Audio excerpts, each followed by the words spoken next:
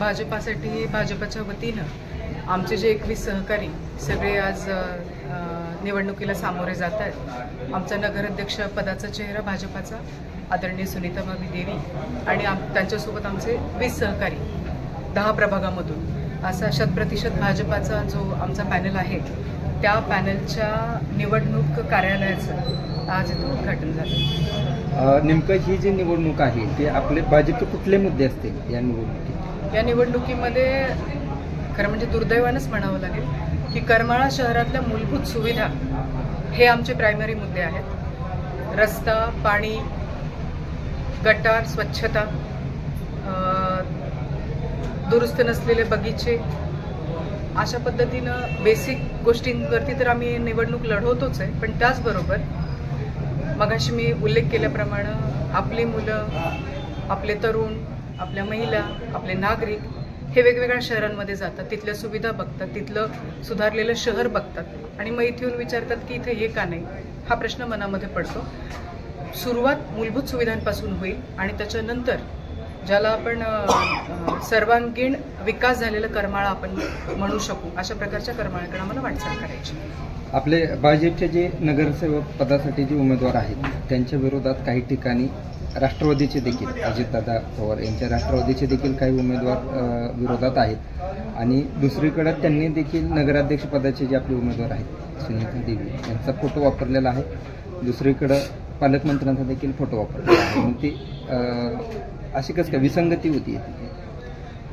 पालकमंत्र्यांच्या छायाचित्राच्या बाबतीत मला वाटतं परवा दिवशी जेव्हा आपण त्यांना भेटला तेव्हा त्यांनी ती क्लॅरिटी दिलेलीच आहे की मी फक्त आणि फक्त भाजपाच्या चिन्हावरती उभा राहिलेल्या उमेदवारांच्या प्रचारासाठी आलो आहे, येणार आहे आणि येत राहणार आहे। राहता राहिला विषय नगराध्यक्षपदाच्या उमेदवाराच्या पाठिंब्याचा, तर मला उलट आनंद आहे की राष्ट्रवादीच्या सुद्धा उमेदवारांना जर वाटत असेल की भाजपाचा चेहरा सर्वोत्तम चेहरा आहे नगराध्यक्षासाठी, तर मला निश्चितपणे सुनीताबाईंच्या उमेदवारीचा, माझ्या पक्षाने निवडलेल्या व्यक्तीचा मला अभिमान आहे।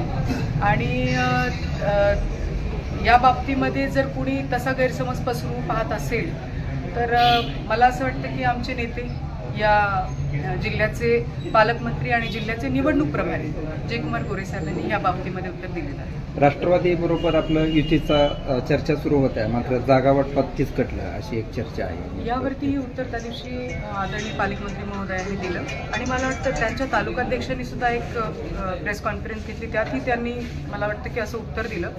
मी खूप ओझरती ऐकली की इकडून 96 लोक इच्छुक होती, त्यातले 20 निवडले, तिथे इच्छुक होते, सगळे एकत्र अकोमोडेट होणं शक्य नव्हतं। त्याच्यामुळं हे 2 पॅनल झाले, चर्चा फिसकटली वगैरे असं काही झालं नाही। हा बाय चॉईस घेतलेला निर्णय होता। भाजपाने भाजपाचा निर्णय घेतला, राष्ट्रवादीने राष्ट्रवादीचा निर्णय घेतला। निवडणुकीच्या अनुषंगाने पाठिंबा किंवा प्रवेश भाजपाला आतापर्यंत मिळाला आहे का? धमाके होतील शेवटी। महत्त्वाचं हे की आपण एक खूप मोठा फॅक्टर दुर्लक्षित करतो, सामान्य माणूस जो खरं म्हणजे असामान्य कामगिरी निवडणुकीमध्ये बजावत असतो। ही निवडणूक सामान्य माणसानं हातात घेतली आणि त्या लोकांचा पाठिंबा भाजपाला आहे, त्याच्यामुळे आम्हाला विश्वास आहे की त्या पाठिंब्यावरती ही निवडणूक आम्ही जिंकणार। आज कार्यालयाचं उद्घाटन झाले, नेमकं करमाळ्यात कोणाकोणाच्या आपल्याला सभा पाहायला मिळतील, कोणते मंत्री? आणखीन 1-2 दिवसामध्ये ह्या गोष्टीच्या बाबतीमध्ये आम्ही चांगल्या पद्धतीने सांगू शकतो। सभांचं आणखीन हे कन्फर्मेशन येतं।